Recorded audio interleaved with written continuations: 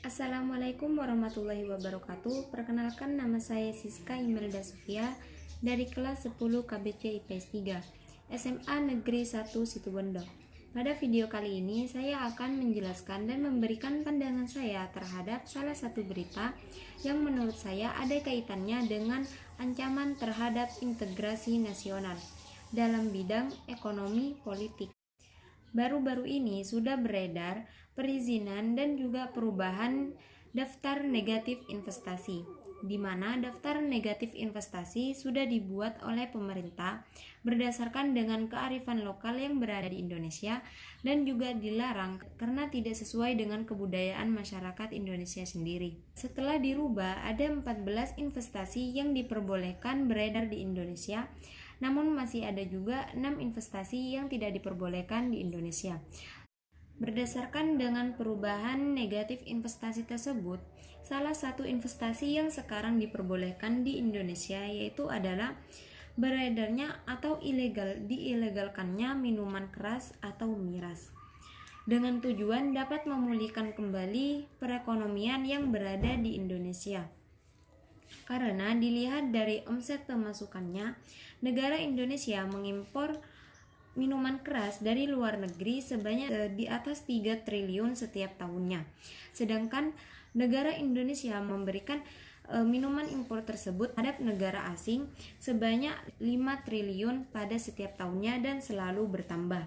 Atas dasar inilah pemerintah melegalkan minuman keras beredar di negara Indonesia dengan tujuan agar masyarakat di luar negeri atau wisatawan yang berkunjung ke Indonesia tetap menikmati minuman keras, di mana seperti yang kita tahu sendiri, minuman keras merupakan kebudayaan orang-orang luar negeri yang berkunjung ke Indonesia. Mereka tidak dapat meninggalkan kebudayaan mereka tersebut, sehingga dengan adanya minuman keras ini dapat membuat mereka lebih betah dan lebih lama lagi berwisatawan di negara Indonesia. Namun, keputusan pemerintah ini ditentang oleh masyarakat karena dianggap sangat bertentangan dengan kebudayaan di negara Indonesia dan ditakutkan mempengaruhi budaya Indonesia sehingga masyarakat atau pemuda-pemudanya juga ikut mengonsumsi minuman-minuman keras. Karena adanya pertentangan dari dua belah pihak yaitu pemerintah dan juga masyarakat, membuat adanya keributan sehingga membuat beberapa berita yang mencangkup tentang pertentangan dari masyarakat tersebut. Pertentangan ini menurut saya menjadi salah satu dampak terjadinya integrasi nasional karena dapat memperpecah belahkan kesatuan bangsa. Selain dari itu, sepatutnya masyarakat juga menyetujui, membaca dan memahami terlebih dahulu maksud dari pemerintah membuka investasi ini.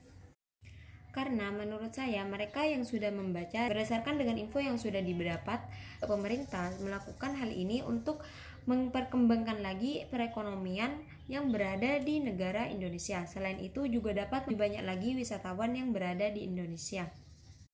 Pelegalan ini hanya diberikan izin, namun tidak diwajibkan atau tidak mengharuskan semua wilayah yang berada di Indonesia untuk melakukan investasi dengan minuman-minuman keras. Karena memungkinkan maka dari itu, Presiden sudah memberikan batasan yaitu untuk 4 wilayah yang melegalkan minuman-minuman keras, yaitu Bali, NTT, Papua, dan juga Sulawesi Utara. Di mana pada Bali sendiri sudah banyak wisatawan dan selalu bertambah pada setiap tahunnya.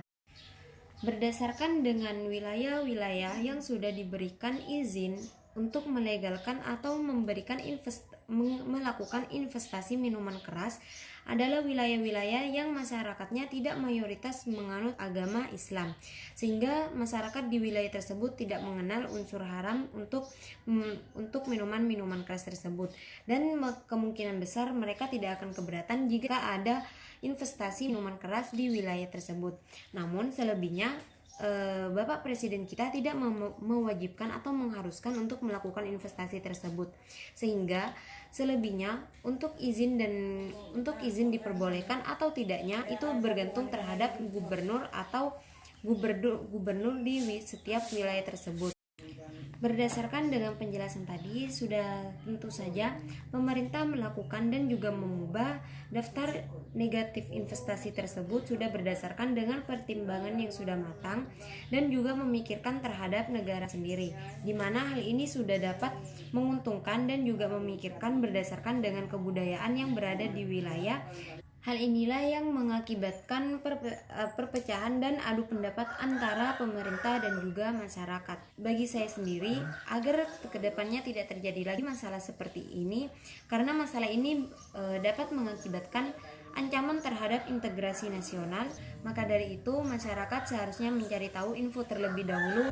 Menurut dari pandangan saya sendiri, akan lebih baik jika kita mengikuti apa yang sudah dipilih oleh pemerintah. Selagi masih berkaitan dengan keuntungan bagi negara, bangsa, dan juga bagi masyarakatnya sendiri, akan lebih baik jika kita menyetujui dan juga menghormati pilihan yang sudah dipilih oleh pemerintah.